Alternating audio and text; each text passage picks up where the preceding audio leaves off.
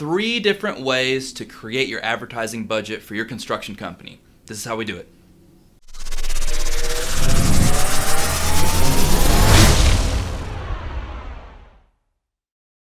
Okay, I want to start this video off by saying that if you have trouble with any of the stuff that I'm talking about in this video, please feel free to comment below, send me a message, and I'll be happy to help you out. This stuff's real simple. We do it all the time.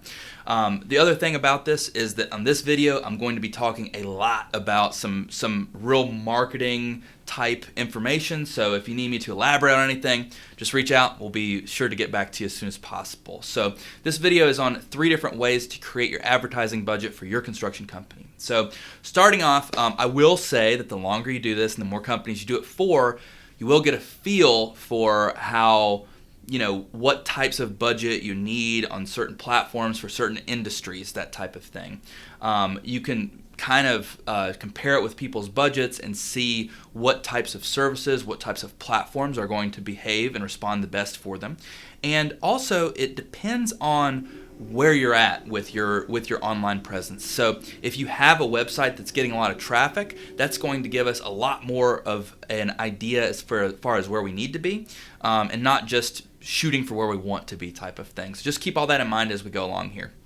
Starting out of the gate, so 3 different ways to create an advertising budget that works for you. My first step for you is to look up the keywords in your area for your business. So if, for example, you're an HVAC repairman / replacing person, what I would do is I would create a Google Ads account. They're completely free, and I would go into the keyword planner section of that. Now, when you do the keyword planner on this, I would type in HVAC repair, HVAC installation, my AC is broke, whatever, and the next thing that I would do is change the location setting to be your area. Now, that will give you an idea of how many people are searching for it, how competitive the keyword itself is, and in general, what the keyword costs. Now, Google Ads is going to give you a top of page high bid and a top of page low bid, so you can pretty much take all the way to the bank that in order to be on the top of the page on Google Ads, it's going to cost you this amount between these 2 ranges, and this is the competition amount.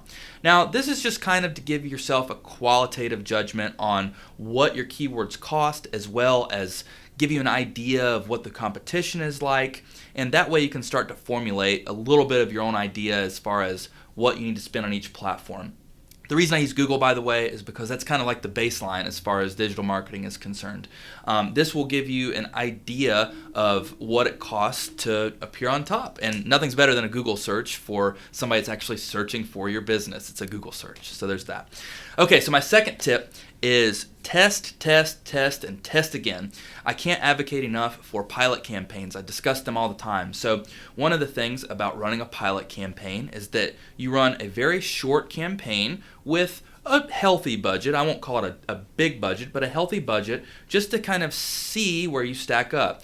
And the reason for this is because a lot of these platforms have extreme budget requirements per day in order to be the most successful. Last judgment on Facebook, by the way, is that per campaign, to optimize a campaign on Facebook, it's approximately $80 to $90 a day on average, industry to industry. So instead of just blowing your wad out of the gate, you might want to run a pilot campaign and test how these things are operating.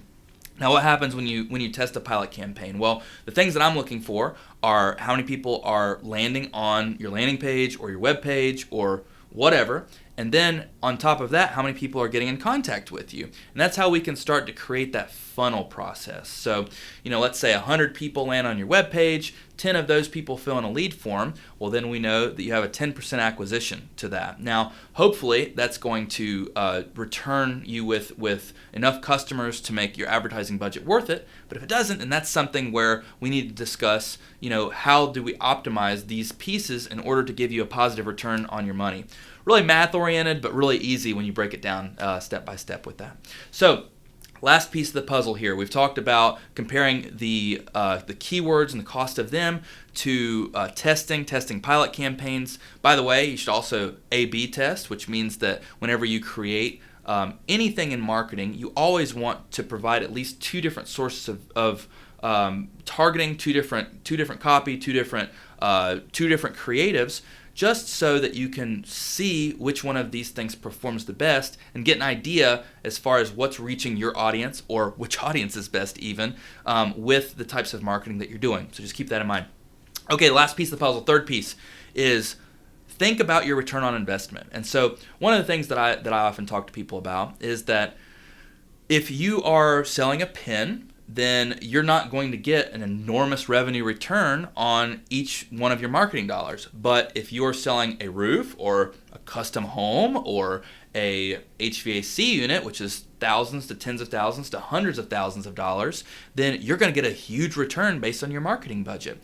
Now, that means that you have a little bit more room as far as what you can budget and what you can use and what you can do when it comes to getting your clients.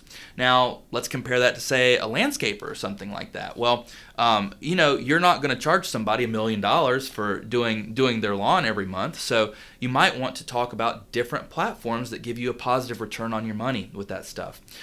So what types of things can you do to consider that stuff? Well, first off, you should know on average how much you charge for, we'll call it a baseline job, something like that.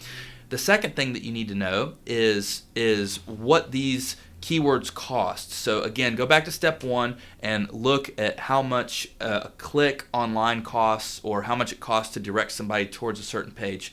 Then you're going to have a target. You're going to start at the end. You're going to start by knowing, look, this is how many people I need to direct to my site. This is how many, or landing page, or fill in a form or whatever. This is how many people that I need. I need to make this many customers out of that. And then we have a target. If we have a target, then we can start talking about getting a positive return on investment.